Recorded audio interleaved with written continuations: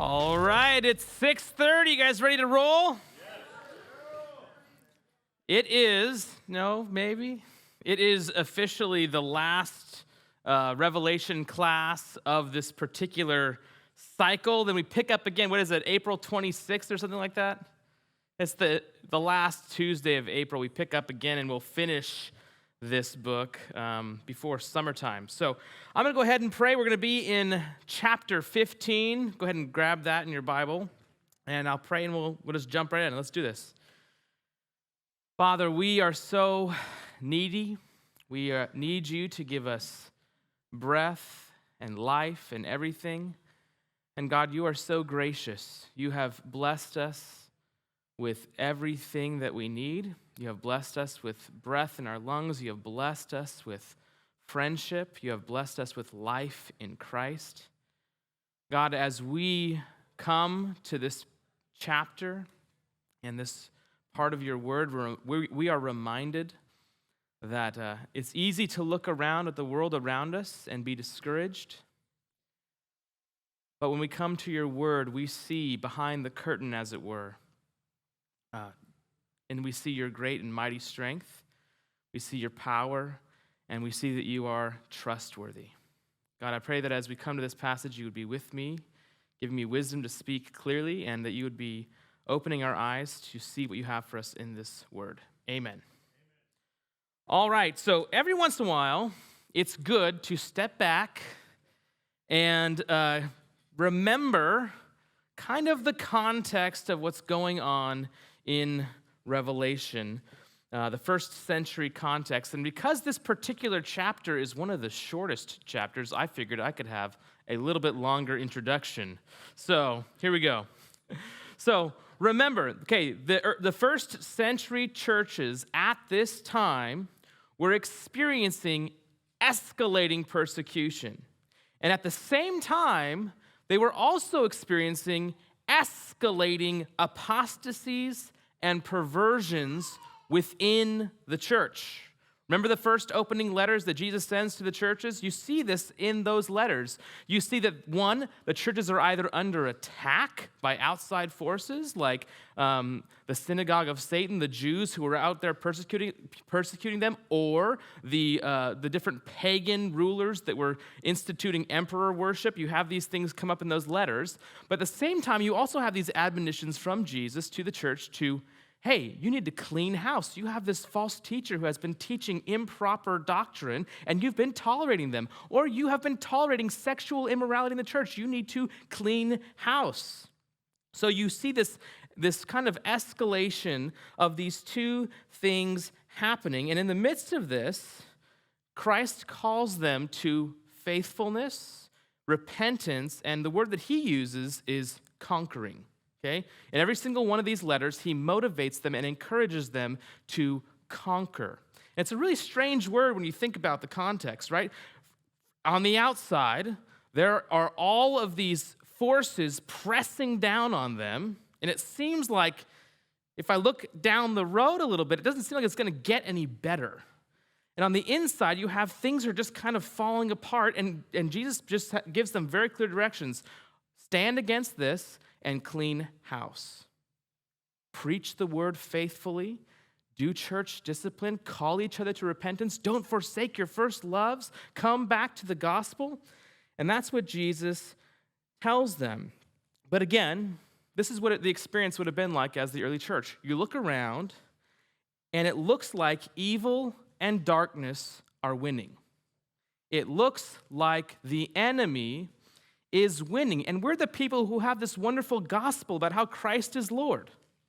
But look around. Does it look like that? Okay? Remember, it was the leading apostate Jews rejected Jesus, and they kicked the Christians out of the synagogues and were arresting them. Paul was doing that. Remember? That was going on. What else was going on? Those Jews were starting to conspire with political powers of the day to persecute the Christians. First, it started out primarily as Jews persecuting the church, and then it becomes kind of, you see in Acts even this development, but the pagans start to have their own beefs with the Christians. Remember, we just got through Acts 19, and in Acts 19, the Artemis shrine makers are like, we hate these Christians, they're ruining our Artemis worship, okay? And now the church has to deal with what appears, because, signs of wars are on the horizon, okay? So in the midst of all this pressure from outside, now they're also and pressure inside, they're also looking and we have this, what appears to be a war coming between the Jewish people and Rome. Like, people could see that stuff was on the horizon, okay? And you have to put yourself in their shoes and realize that if you were there, maybe it's not too difficult. We're living in tumultuous times, right? Okay?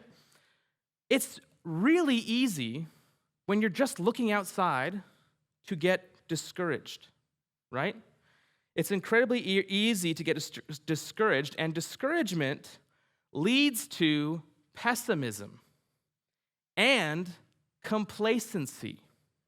Discouragement like that is the opposite of what you need to have in order to be faithful to what Jesus is calling those churches to.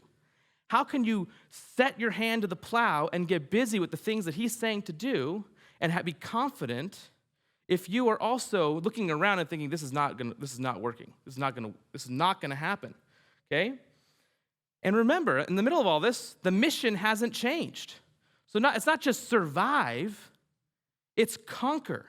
It's proclaim the gospel. It's disciple the nations.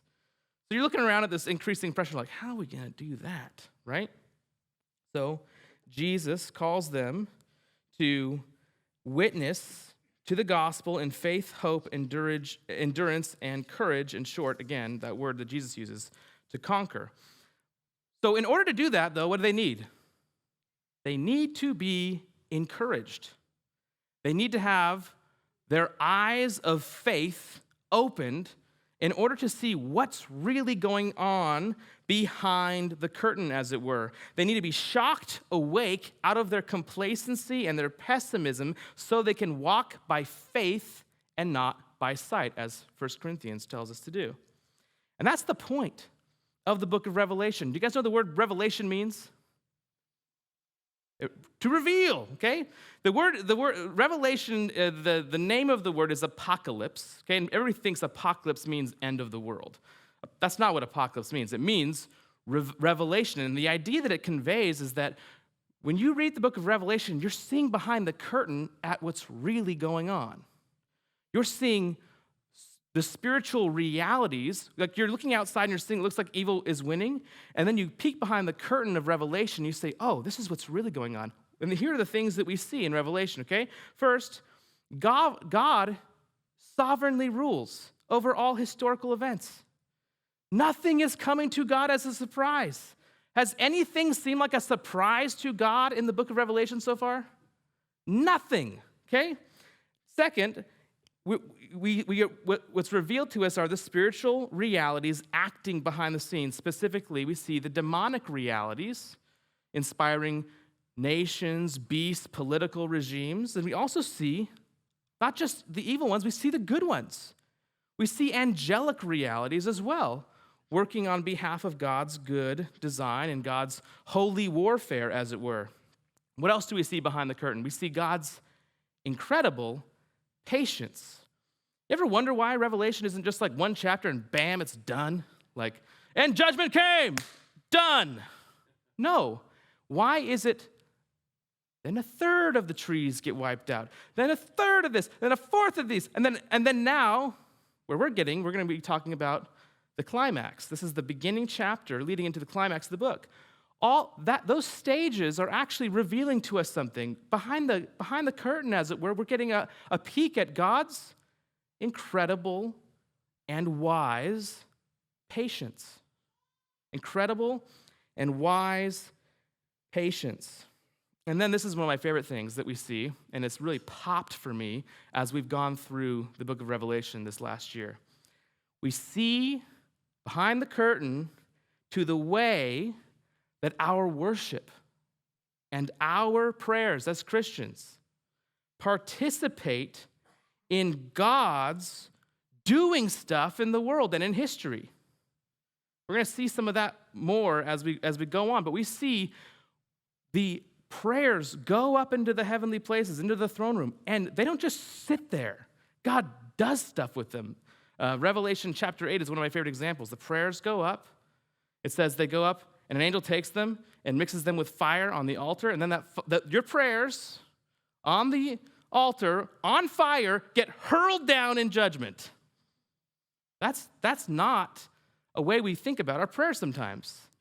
But we see this theme coming up over and over again in the book of Revelation. We'll go there a little bit later, but that makes you think about prayer being a spiritual warfare weapon a little differently, doesn't it? You think about Ephesians chapter 6, he wasn't just speaking hyperbolically. When you see behind the curtain, you see that God wants to use your prayers in that way. He wants to use your worship in that way. Why? Because it glorifies him. It is the expression of your dependence upon him, which means it's the most powerful thing you could do. All right.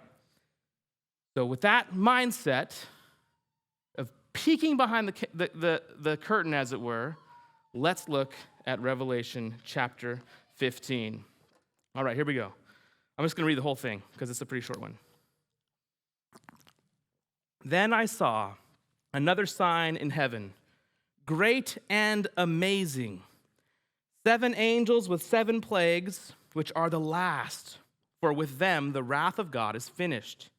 And I saw what appeared to be a sea of glass mingled with fire, and also those who had conquered the beast and its image, and the number of its name, standing beside the sea of glass with harps of God in their hands. And they sing the song of Moses, the servant of God, and the song of the Lamb, saying, Great and amazing are your deeds, O Lord God, the Almighty. Just and true are your ways, O King of the nations. Who will not fear, O Lord, and glorify your name? For you alone are holy. All nations will come and worship you, for your righteous acts have been revealed. After this, I looked, and the sanctuary of the tent of witness in heaven was opened, and out of the sanctuary came the 7 angels with the 7 plagues, clothed in pure, bright linen, with golden sashes around their chests. And one of the 4 living creatures gave to the 7 angels 7 golden bowls full of the wrath of God who lives forever and ever. And the sanctuary was filled with the smoke from the glory of God and from his power, and no one could enter the sanctuary until the 7 plagues of the 7 angels were finished. You could divide this chapter very easily into 3 parts, and that's what I'm going to do, and we're just going to dig into each one. The first is the introduction of the last of the 7 plagues. Okay, we've had a lot of, remember the stages as you've gone through this book. Now we're being introduced to the last of the 7 plagues. So that's one thing you could divide it into. That's the first verse in chapter 15. And then second, the heavenly worship by those who have conquered the beast and its image and the number of its name. So the heavenly worship of those conquerors. And then third, the opening of the tent of witness and the coming out of 7 angels with their 7 golden bowls of wrath. So notice, you're introduced to the 7 angels and the plagues, then you have a worship service in the middle, and then you have the releasing of those angels with the 7 bowls of wrath. That structure is actually important. We're going to get into that at the end. But first, each section, the introduction of the last 7 plagues. The first verse. Then I saw another sign in heaven, great and amazing, 7 angels with 7 plagues, which are the last, for with them the wrath of God is finished. Okay? So, first off, this is the 3rd time he introduces this phrase of seeing a sign in heaven. It's the 3rd and last time. Okay? He's done this 3 other times in the last 4 or 5 chapters where he sees a sign in heaven, and this is the only one he adds the expletives or the words great and amazing. Okay? He says he saw another sign in heaven, great and amazing. And these words convey a little, like, it's so easy to read these words and just skip over them, but they have to do with this, like, climactic, wow, wonder, even a joyful fear is kind of conveyed in these words that convey that this sign that he saw was great and amazing. Some of the translations will use the word marvelous, okay? And what he sees are these 7 angels with 7 plagues, which are the last, for with them the wrath of God is finished. Now, remember what I said earlier. What does the church need more than anything in order to follow Jesus' word? They need to be encouraged, right? They need to be encouraged, not discouraged. When you hear John say, I saw a sign great and amazing, this is a chapter about great and amazing encouragement, okay? And what we see is that these are the last of the plagues. There's a finality, finally. No wonder it's encouraging when you come to the end of a long process. Aren't you very encouraged when you get close to the end? Okay? That kind of thing is happening here, okay?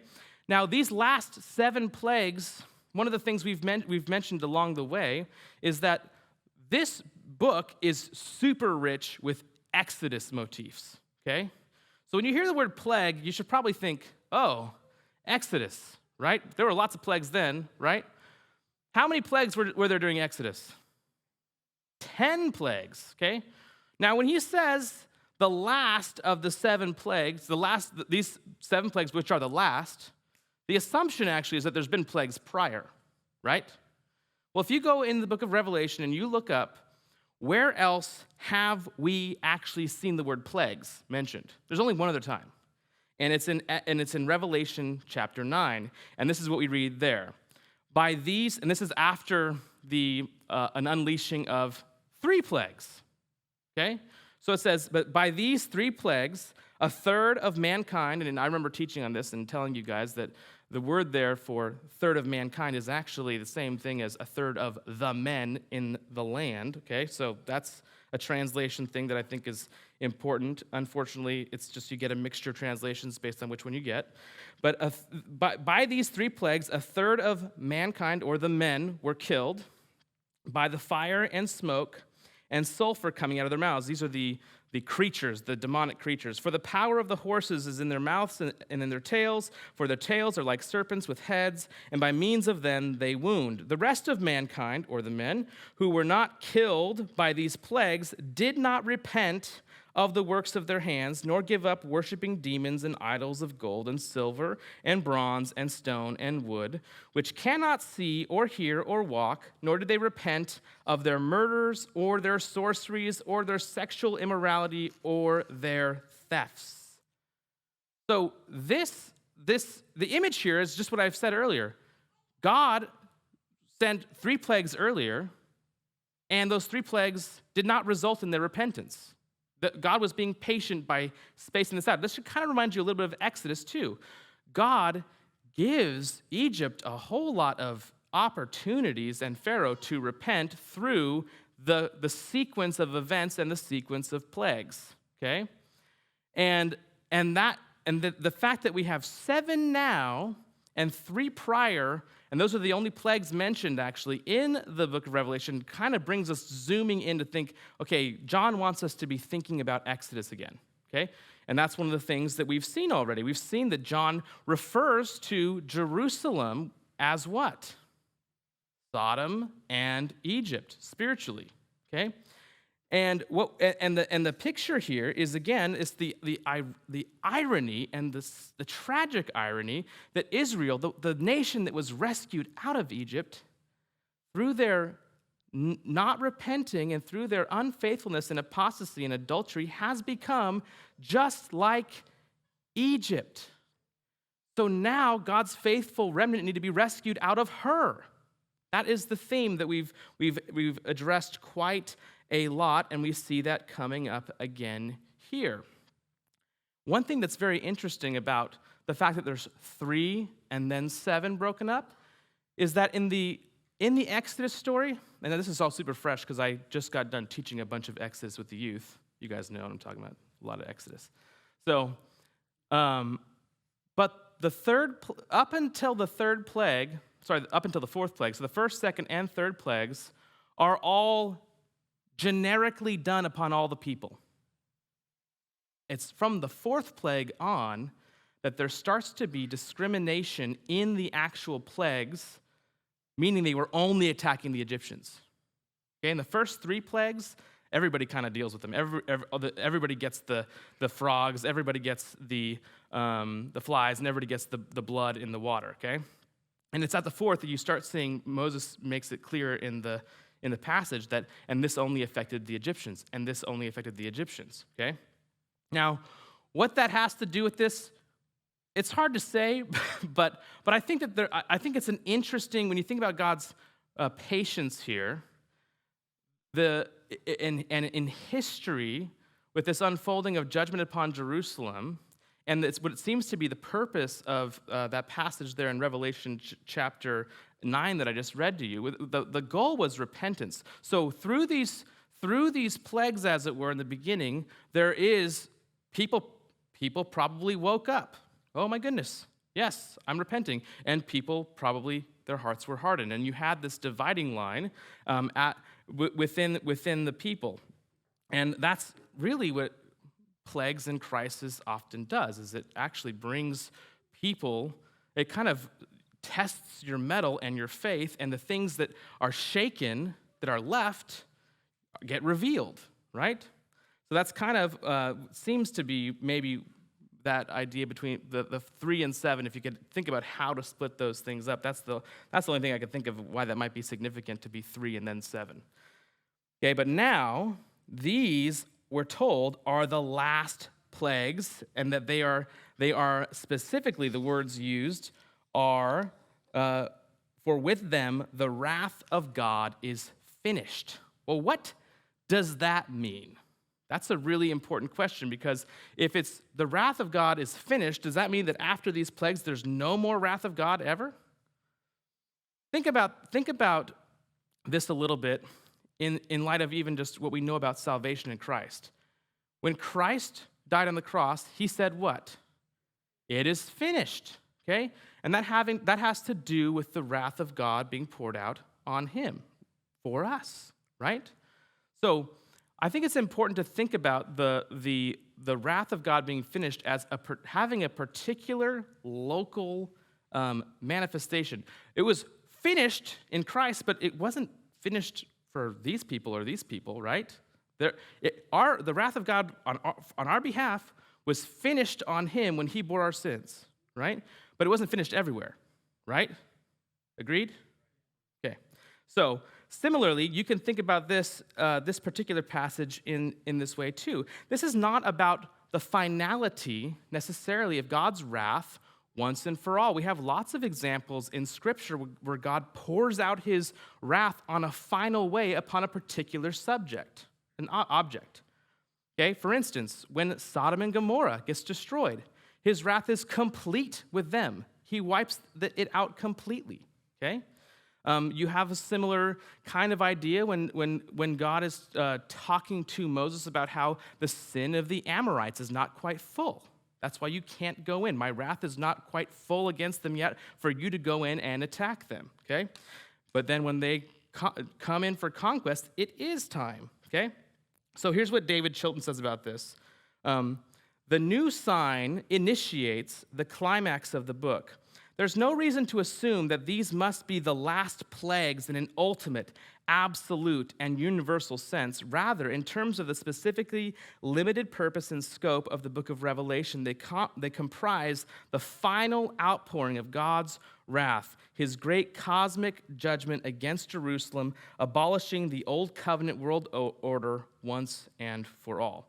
And I think that if you this is where the preterist thing comes up. If you subscribe to Jesus saying this is going to happen soon, and these things are happening soon, then that would make sense with that. If you have a really hard time grappling with that and how the book is introduced with these soon and quickly, and then closed with these soon and quickly terms, you might be lean into interpreting this as a final event. But there's problems with that, which I'm going to get into in a little bit later, but I think that the best interpretation is to see this as God's final act on behalf of judging Jerusalem and unfaithful Israel, which he actually promised he would do in Deuteronomy 32 if they were unfaithful to the covenant. And that Deuteronomy 32 is actually going to come up in this passage too, okay? But one thing to remember here is that The Exodus motif means deliverance as well as judgment, right? The Exodus story of being rescued through the waters is both deliverance and judgment. God's people were delivered. But what happened to the riders in the sea, the charioteers, the Egyptians' army? They got crushed. Again, this is a theme we've talked about quite a lot out of this. Now, think about this, and we're going to talk about this more when we get into the song that they sing. But think about this in light of the history of the church out of this period, okay? This moment of the judgment of Jerusalem is really what preempts the explosion of the church. It really is, okay? You see in 200 years, and I have a quote I'm going to read later when I get to it later, a really great quote by an early church father named Tertullian, who's like living only 100 years, 130 years after AD 70, and he, I'll get to it a little later, but it's so good. Like, just like the explosive growth of the church in 100 years is insane, okay? But think about it. There is a kind of, with the ending of the Old Covenant worship, you also had the explosive growth of the church as it went out to the Gentiles. Okay, this is one of the things you see in Acts, right? As they go synagogue to synagogue, and then who are the people who are just flocking to the gospel? When they go there, okay? It's the Gentiles.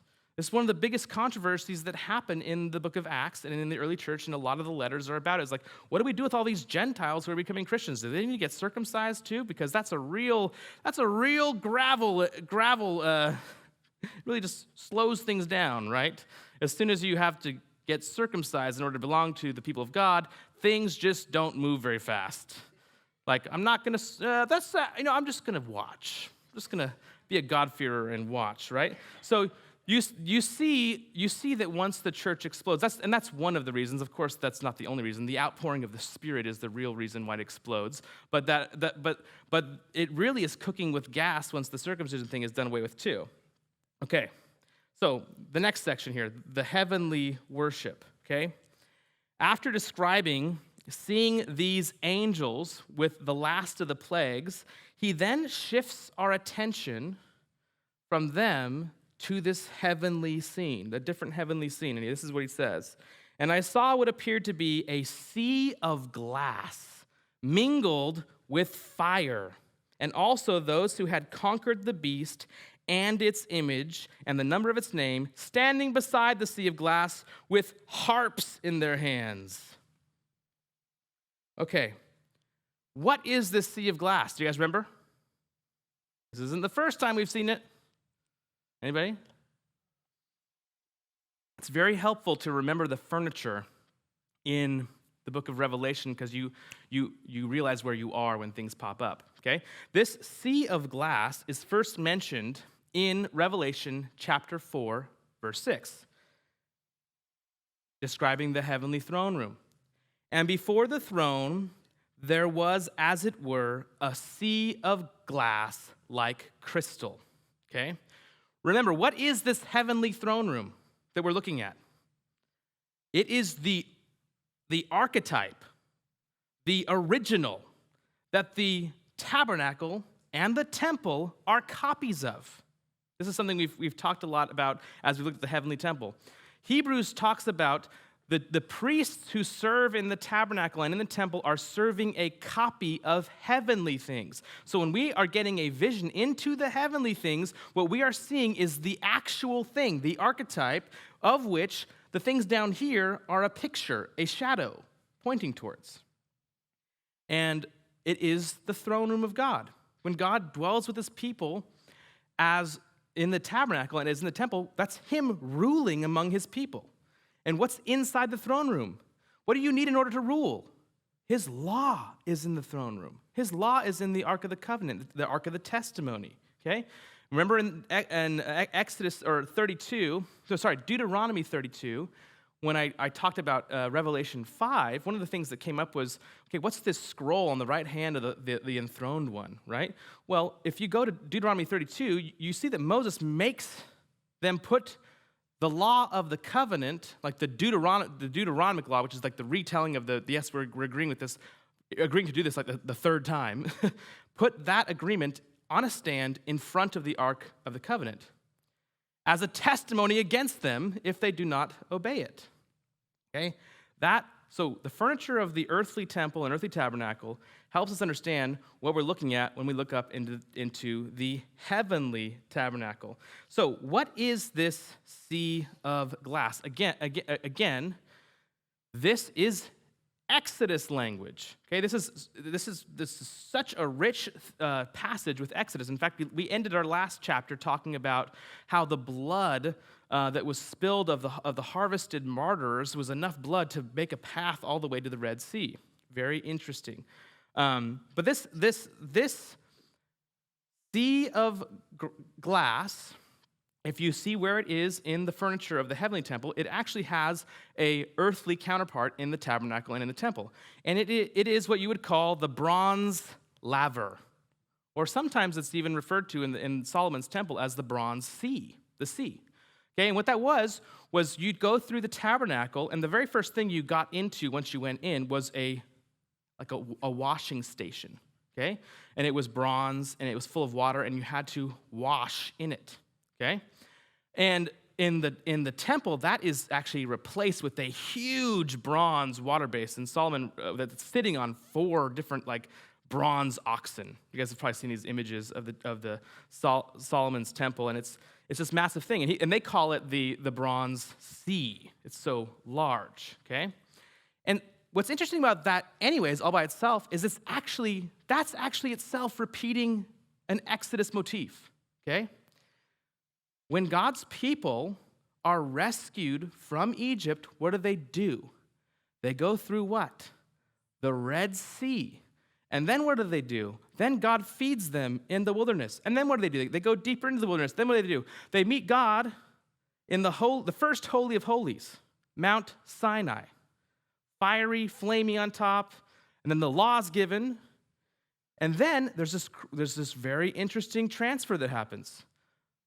The glory cloud comes off of Mount Sinai, and where does it rest? On top of the tabernacle, on top of the Holy of Holies. Okay? What God is doing there is he's like, this Exodus story, you're going to relive it over and over again with how we worship. Okay? You're going to go through the tabernacle. The priests are going to go through the sea. They're going to go to the table of the presence where the bread is. And then the Holy of Holies, that's where the law is. Just like the Mount Sinai was where the law was given. That's where the glory cloud rests. Okay? They were living in their tabernacle worship. They were living covenant renewal. That's where they first made the covenant with God. And the worship follows this covenant renewal practice. And so this sea of glass that we're seeing in the heavenly throne room is, once again, reminding us of the Exodus story. Now, what's really interesting about this particular glass sea is that we see something unique. It's not described the same as in Revelation 4. It says that it's glass mingled with fire. Glass mingled with fire. It's not simply crystal. And some commentators emphasize that this might actually be indicating that it's more at this particular juncture in Revelation, what's being emphasized is the judgment of the sea. Okay? Because the people are brought through the water of the Red Sea, right? And it has 2 features. 1 Corinthians 10 calls it a baptism. It says Israel was baptized through the Red Sea into Moses, okay? That's a kind of cleansing motif, right?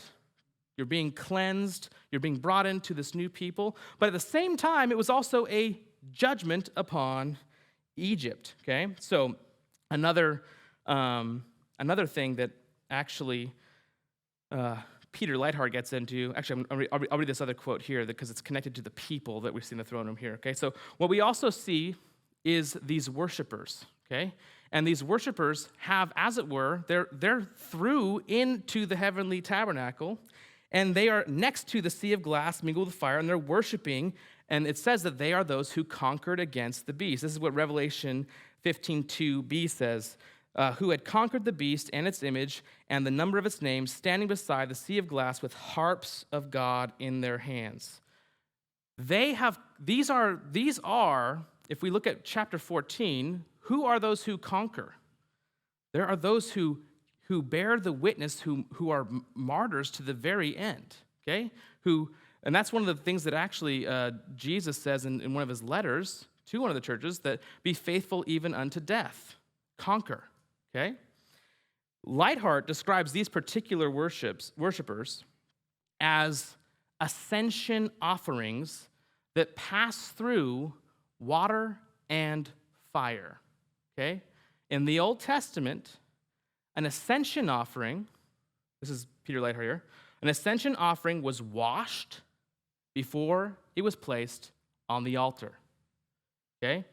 Before it ascended to God, it had to pass through water in the washing and fire on the altar, and then it went up as smoke, as a pleasing aroma to God. Martyrs offer themselves as living, dying sacrifices for the sake of Jesus before and therefore ascend through the sea and into the presence of God, who is a consuming fire. So it's like the image here is that these martyrs died as worshipers. They died as worshiping Christ, and their life was an ascension offering. Not a sacrificial offering on behalf of other people, but an actual ascension offering through their obedience to Christ, their confidence in his name, their trusting him to the end. They were a pleasing aroma to God in worship as they were martyred. And we're told that as they have ascended to the throne room, and this is where you're going to get some of the connection with a little bit later with the blood of the previous chapter, we're told that these worshipers begin to sing a surprise. And surprise, it's actually connected to Exodus again. Listen. And they sing the song of Moses, the servant of God, and the song of the Lamb, saying, "Great and amazing are your deeds, O Lord God, the Almighty. Just and true are your ways, O King of the nations. Who will not fear, O Lord, and glorify your name? For you alone are holy. All nations will come and worship you, for your righteous acts have been revealed." Considering where we are in the actual story of Revelation, isn't that kind of surprisingly hopeful sounding? Isn't it surprisingly hopeful sounding? The song of Moses in the Old Testament, actually, by the way, there's two songs of Moses, okay? There's one in Exodus 15, which is right after they go through the Red Sea, and then there's one in Deuteronomy, okay?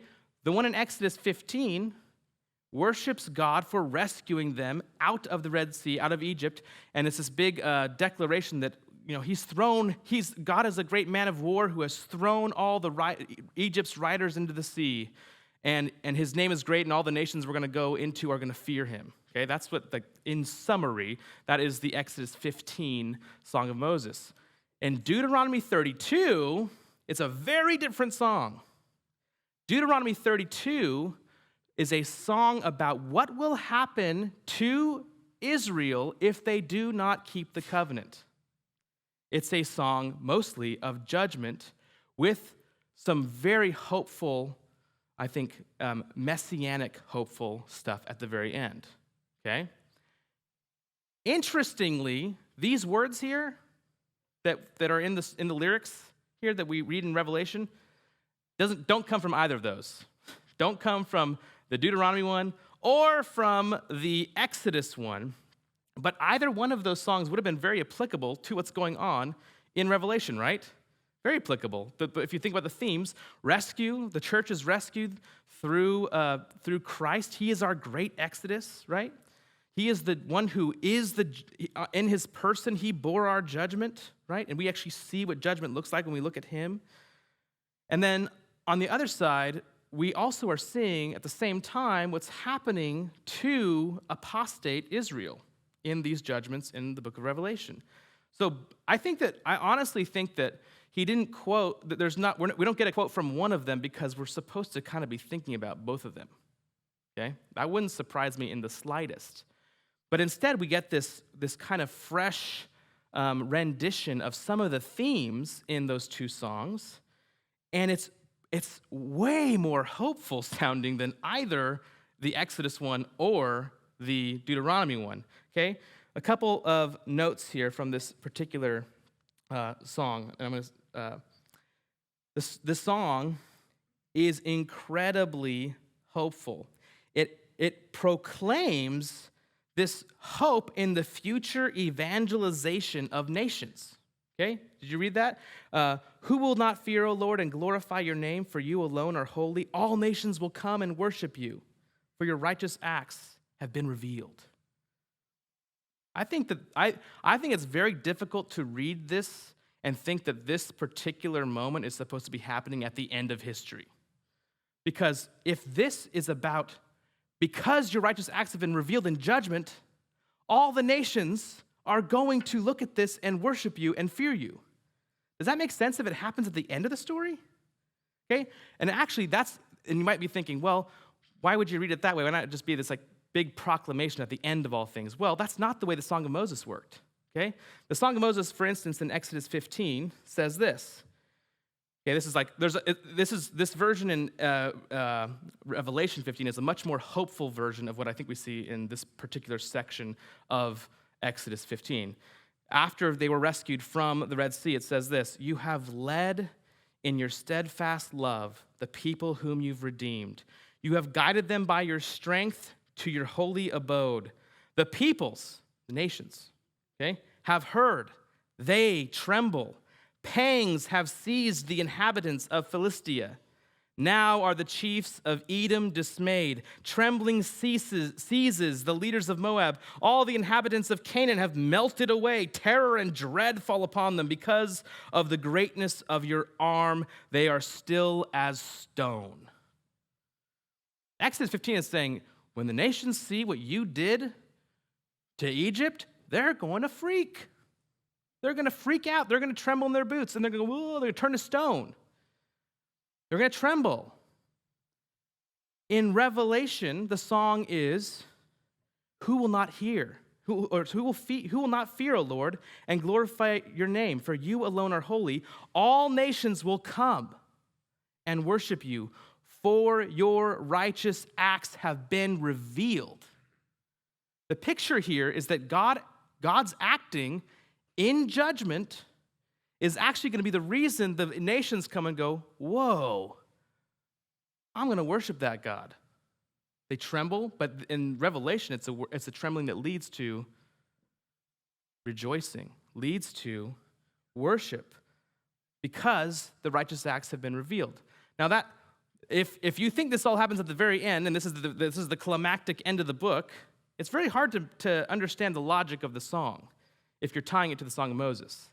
But if this is a song that happens, and it's proclaiming this exodus, this new exodus of God's people coming out of unfaithful Israel, then it makes sense. And actually, historically, it makes sense as well.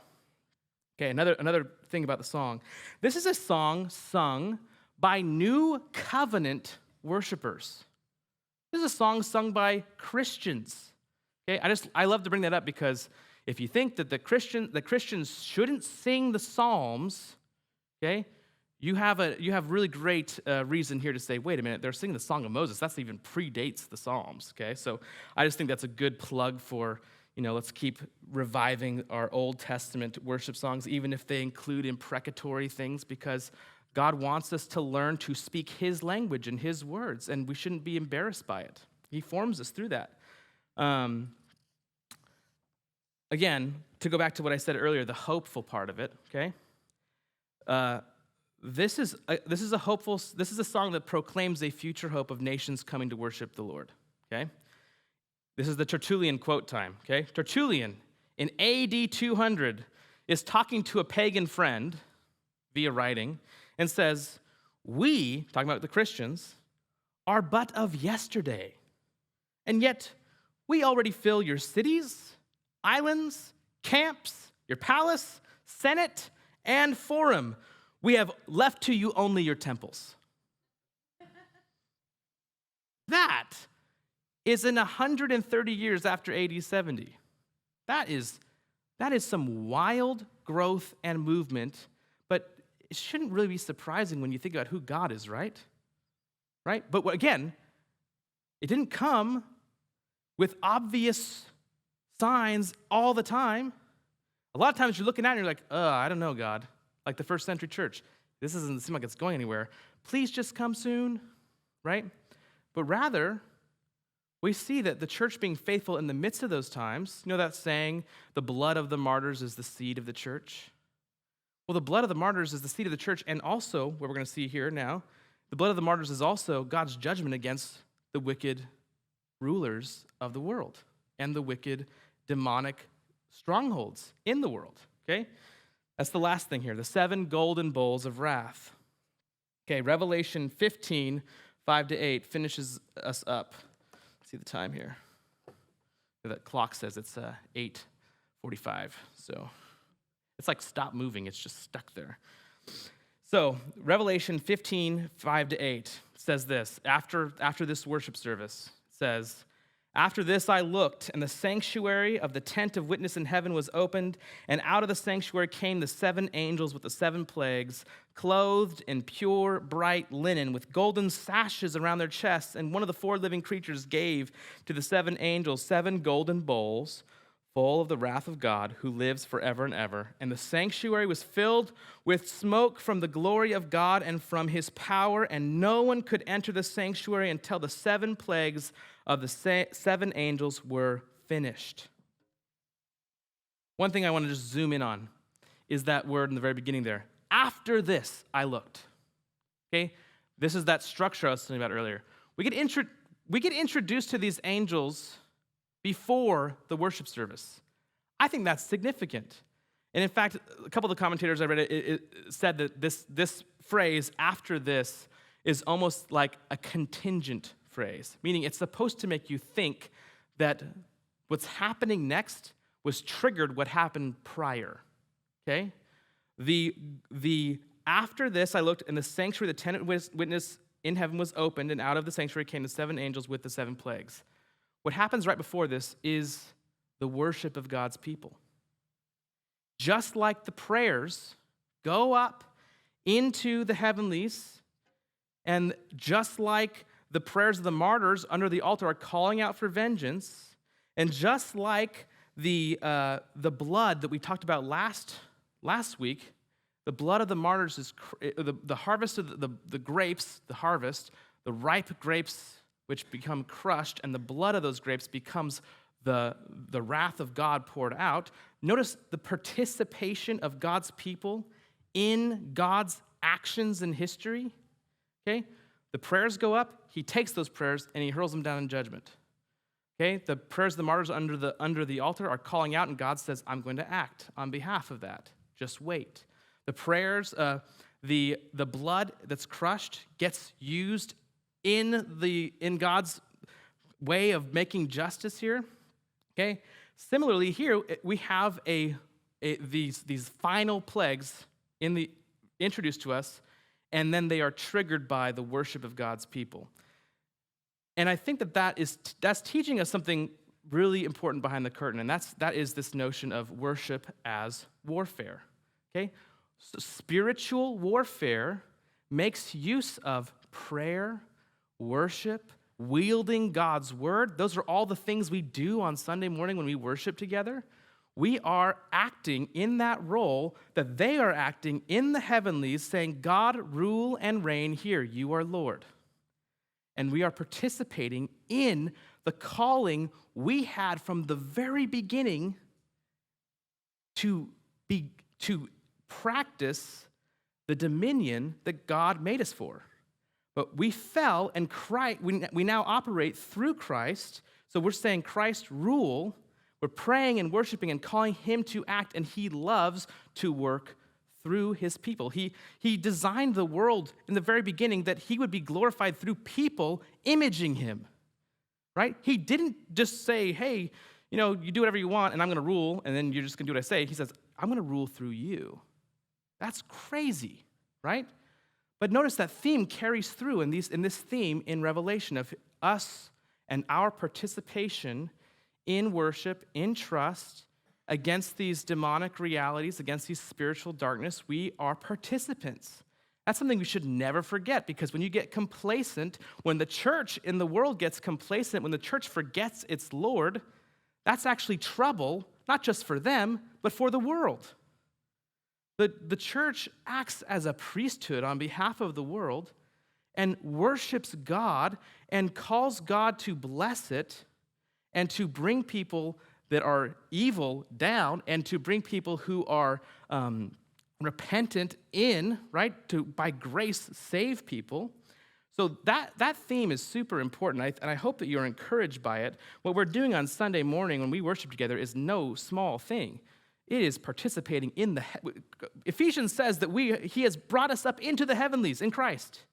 When we worship, our prayers and our songs are in the heavenlies just like that, and God has demonstrating through this vision, He's given us a peek behind the corner, behind I'm forgetting my words, the curtain, peek behind the curtain.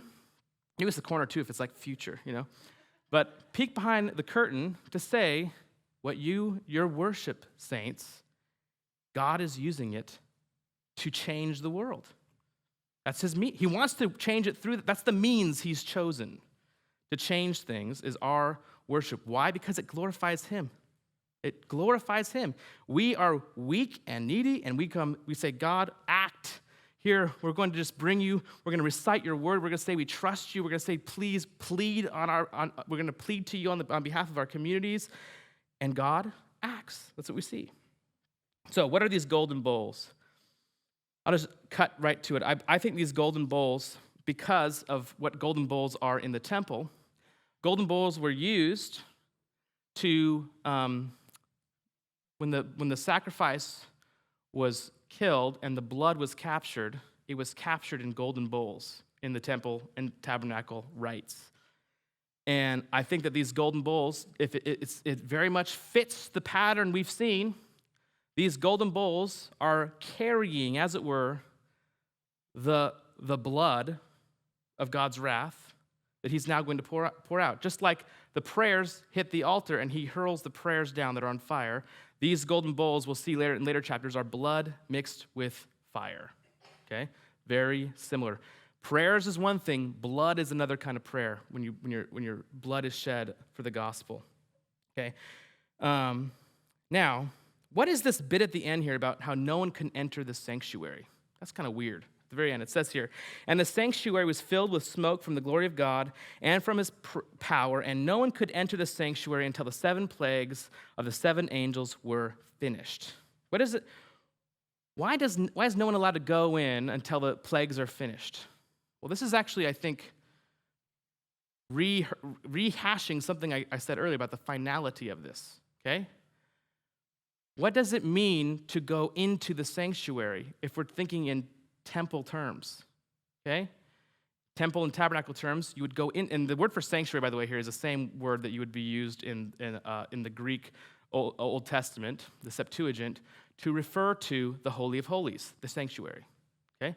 You don't go into the sanctuary unless you're going to make atonement, okay? By saying no one goes in until the plagues are done is saying the patience is done. The time of repentance is done. There is no more intercession on behalf of these that I'm going to pour out my judgment upon. It's a stark and terrifying thing if you think about it. But there is a point where God's patience comes to an end. And I think that actually what this is telling us, we see a warning of this, a similar warning to this in the book of Hebrews chapter 10, okay? Now, think about this. This seems very relatable to me. Hebrews is a book written to early Jewish Christians, the people who would have had the easiest time being like, I'm out. I'm gonna go back to the old covenant, okay? They would have had the easiest time doing that. And so the writer of Hebrews bakes in a warning to them. Okay, this is what he says. If we go on sinning deliberately, after having received the knowledge of the truth, there no longer remains a sacrifice for sins, but a fearful expectation of judgment and a fury of fire that will consume the adversaries. Anyone who has set aside the law of Moses dies without mercy on the evidence of 2 or 3 witnesses. How much worse punishment do you think will be deserved by the one who has trampled underfoot the Son of God and has profaned the blood of the covenant by which he was sanctified and has outraged the Spirit of grace? For we know him who said, 'Vengeance is mine, I will repay.' And again, the Lord will judge his people. It is a fearful thing to fall into the hands of a living God." I think that connects really well with this idea of there's no more, if you reject Christ, there's no more priest to go in and make atonement for you. He's the last priest. Reject him and you have nobody. Okay, that's the emphasis of Hebrews, and that's the emphasis of no one goes in until these plagues are finished, because there's no one else who could go in besides Christ on your behalf. And if you reject him, and you're at that point and historically we're at this point of finality against those who have rejected Christ, and God is now acting. All right. In closing, I want to consider for a moment how the book of Revelation is supposed to feed our faith and our worship, and I want to do that by looking at Psalm 73. I think Psalm 73 is just meshes so well with the book of Revelation. This idea of looking around you and seeing, where are you, God, really? Like, doesn't seem like God's doing very well. And then you look behind the curtain and you see it's otherwise. Okay, listen to this. Psalm 73, 1-17. "Truly, God is good to Israel, to those who are pure in heart. But as for me, my feet had almost stumbled. My steps had nearly slipped, for I was envious and arrogant. When I saw the prosperity of the wicked, for they have no pangs until death. Their bodies are fat and sleek. They are not in trouble as others are. They are not stricken like the rest of mankind. Therefore, pride is their necklace. Violence covers them as a garment. Their eyes swell out through fatness. Their hearts overflow with follies. They scoff and they speak with malice. Loftily, they threaten oppression. They set their mouths against the heavens, and their tongue struts through the earth. Therefore, the people turn back to them and find no fault in them. And they say, 'How can God know? Is there knowledge in the Most High?' Behold, these are the wicked, always at ease. They increase in riches. All in vain have I kept my heart clean and washed my hands in innocence. For all the day long I've been stricken and rebuked every morning." And then he stops. He says, "If I had said, 'I will speak thus,' I would have betrayed the generation of your children. But when I thought how to understand this, how to understand that the wicked are prospering, it seemed to me a wearisome task until I went into the sanctuary of God. Then I discerned their end." He sees the wicked are prospering. We see the wicked prospering.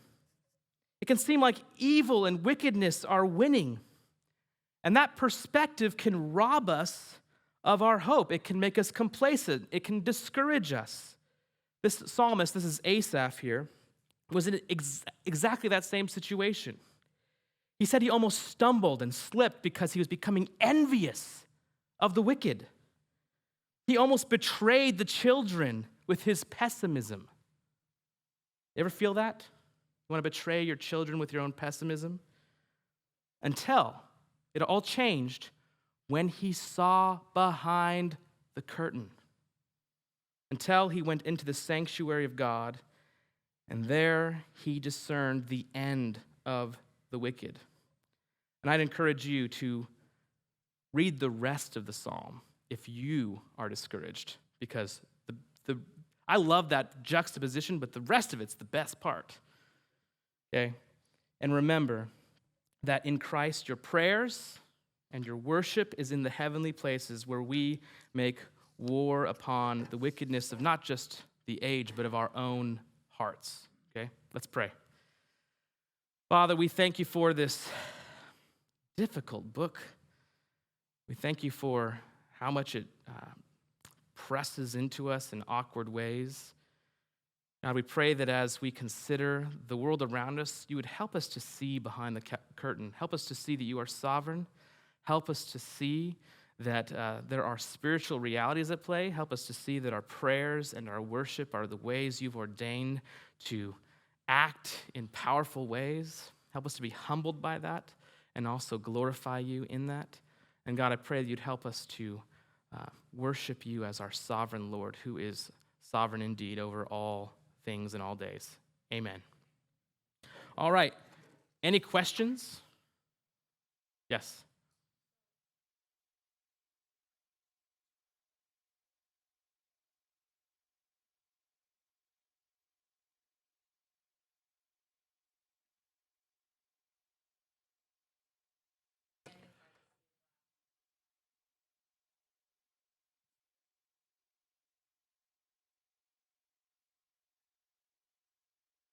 I think that position is for anybody who happens to, run in such a way that they win the race, right? And are faithful and are saved by Christ. Everybody who's in that situation is there, right? But in this particular instance, like when I say there, I mean in the heavenlies, worshiping the Lord. But in this particular instance, because of the specifics of those who conquered the beast and conquered specifically his name and his number, I think it's specifically, this is talking in particular about a particular people from that time. But it's almost like at this point, we've already seen numerous other visions of Christians in the throne room, and it's almost like they just joined the group. Does that make sense? Because you first have the martyrs' blood in the throne room. It's like symbolically indicating that they're been poured out, right? And that corresponds with the blood that Jesus said was filling up and would fall upon this generation. So you have, I think the emphasis here is on that generation. I think that a New Testament Christian who first read the letter from Jesus, and I'm in Thyatira, and he calls me to conquer, and then I read later, it's like, oh, if I conquer, I'm there. And I'm worshiping God in the throne room like that. Yeah.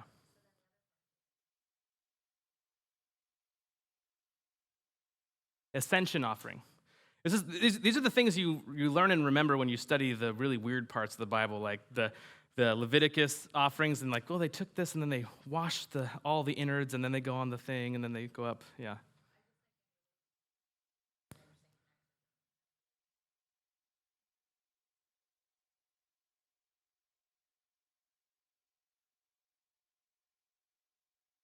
Yeah. If I had taken the Lightheart quote a little longer, he would have said exactly what you just said. He goes there. Yeah, he goes there. Yeah. I mean, you see that precedent even with John the Baptist, right? Talking about, I baptize with water, one coming after me will baptize with fire and spirit. Other questions?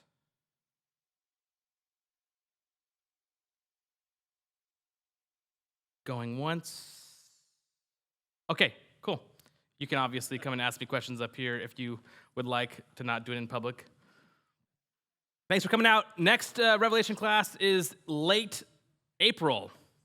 I think it's the last Tuesday in April, I think. There will be an announcement.